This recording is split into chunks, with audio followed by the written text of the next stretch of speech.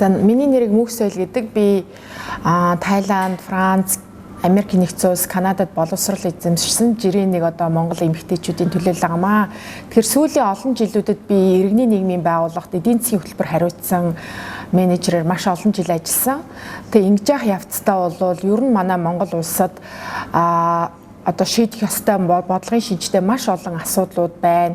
Тэрэн дээр анхаарал тавьж судалгаа шинжилгээ хийхийн зэрэгцээ бодлого боловсруулагчид, шийдвэр гаргагчдад нөлөөлөхтэй зөв бодлого гаргахын төлөө маш их чармааж ажиллаж ирсэн.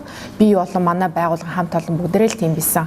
Гэхдээ ер нь бол ажиглаад байхад зөвхөн нийгэмд учирж байгаа эсвэл эдийн засаг нийгмийн нөхцөл байдалд тулгарч байгаа олон асуудлуудыг шийдэхийн тулд иргэн байхаас гадна илүү хүчтэй оролцоо бас нэлээд хэрэгтэй юм байна гэдгийг бол ойлгож мэдэрсэн.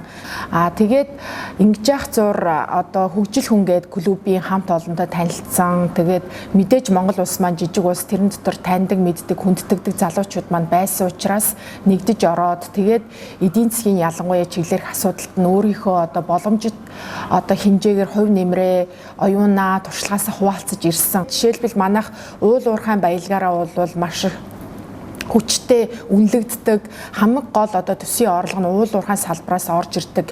Тийм учраас сүүлийн олон жилд ярьлаа уул уурхайн салбарт хин хөнгөө ач холбогдол үүж анхаарал хандуулж шүүмжлэхтэй шүүмжилж магтахтаа магтаж сайныг хэлж ингэж явлаа.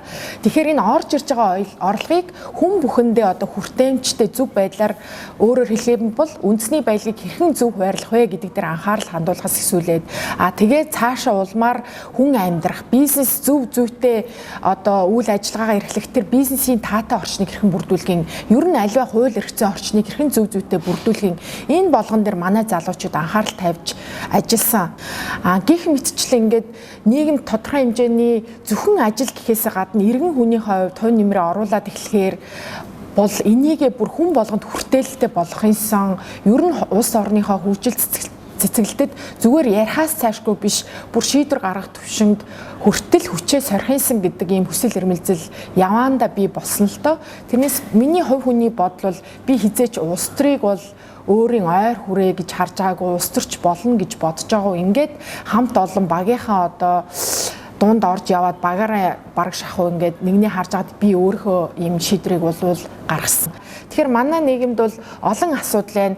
Жишээлбэл альва асуудалд эмзэглэдэг, эсвэл альва өргөсөн тангарахтаа андгаадаа үнэнч биш, миний бодлоор ёс зүйгүй, эсвэл мэрэгжлийн бус цаашдаа явах хөгжлийн алхамд саад болох үез ийм үйлдэл зан араншин гарахыг хүлээн зөвшөөрөөд энэ нь бол байх ёстой үзэгдэл, энэ нь бол улс төр юм гэж хэлж байгаа нь миний өөрийн дотоод итгэл үнэмшил, ёс зүй, үнэт зүйлд маань нийцэхгүй байгаа. Тэгээд ингээд ажиглаад ахаар энэ нь маш их бүр миний бодож ийснээс илүү хүчин чармайлт, эр зориг, эрсдэл дагуулсан зөвхөн тухайн хүний боловсрол туршлага бол хангалтгүй ийм л салбар юм байна гэдгийг ойлгож байна. Тэгээд энэ шижгэнсэн зөв явж байгаа зөв сэтгэлтэй чин шудраг, ёс зүйтэй залуустайгаа нийлээд бид нар Монгол улстай ялалт байгуулад манай Монгол улс нийтээрээ сайхан амар амгалан аз жаргалтай шин сайхны төлөө тэмүүлсэн өөдрөг амьдралтай ийм болно гэдэгт гүнээ найдаж байна.